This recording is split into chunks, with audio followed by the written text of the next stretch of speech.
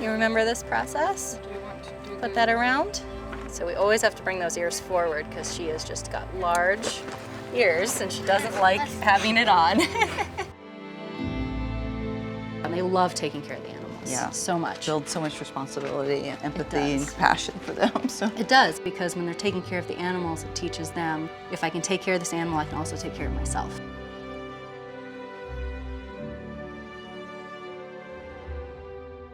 I connect with horses. I do believe they're like us. Just their presence could be so healing, whether it's trauma, special needs kids that don't learn the same way, people who are distrusting, like incarcerated people, how they can soften and change and have a new hope for life. I'm Alicia, and I'm the founder of Freedom Reigns. One of my focuses is how horses help people heal various traumas and issues. Now I'm taking it on the road. Alicia? Alicia, Nice to meet you. So glad to be here. Let's meet the horses. I'm venturing out across America to find more stories of where horses are making the difference in people's lives.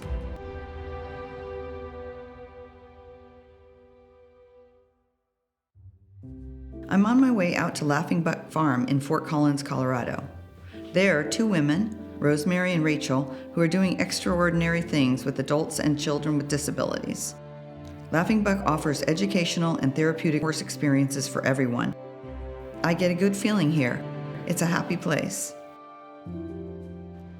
Hi, are you Rachel? I am. Are you Alicia? I am. It is so nice to meet you. I'm so glad to be here. I've been following your programs, and I'm excited to see what it's all about. I first met Rachel, who works here at Laughing Buck Farm, and together with the owner, Rosemary, these two ladies are making a huge impact in these kids' lives. So let's go ahead and let's start with putting saddles on. Yes, that goes on first. You ready? Foot in your stirrup. Beautifully done. So Rosemary, given you have the education background, how do you see that fitting into the programs you created, and how do you see that as an importance for kids' ability to learn? One thing I love about educating, teaching in an outdoor setting, you talk about kids like bouncing off the walls. Well, there aren't any walls here for kids to bounce off of. So we tend to attract non-traditional learners. So we have a lot of kiddos who are on the autism spectrum, kiddos who are neurodiverse, kiddos who are not interested in sitting in a seat learning, and we get kids who really just have not found their place in the public school system.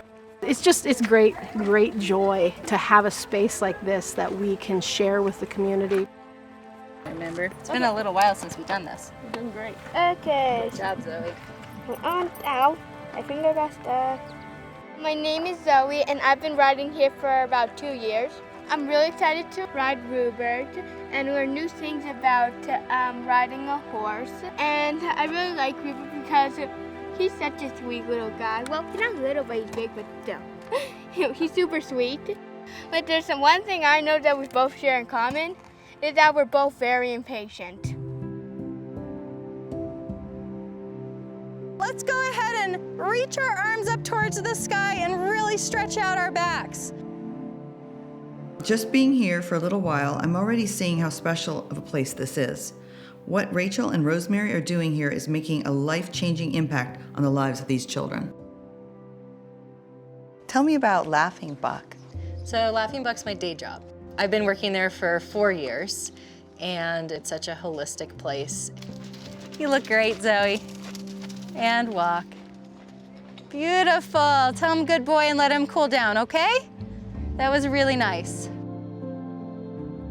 What I really love about it is that I can teach my adaptive riding students, which are therapeutic riding students who have disabilities, and then I can teach non-adaptive students who are my regular riding students, and then I also teach farm school students and farm camp.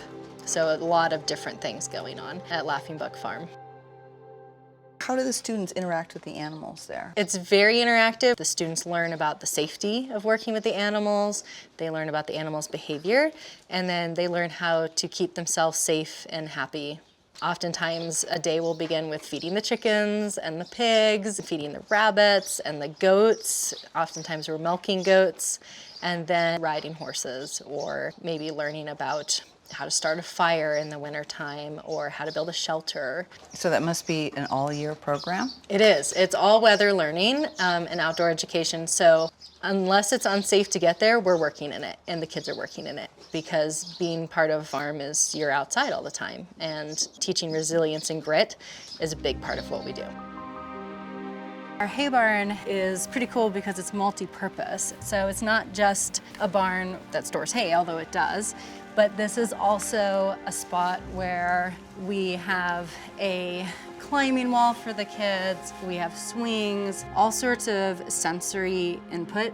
In here, kids get a chance at the farm to work together in friendship and harmony. And we also have kids that sometimes they spark, where they're kind of butting heads, and that's also a learning opportunity. And so socially, it's quite a learning experience for them.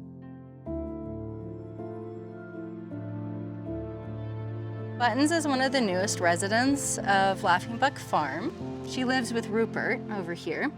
And Rupert had a best friend named Syria.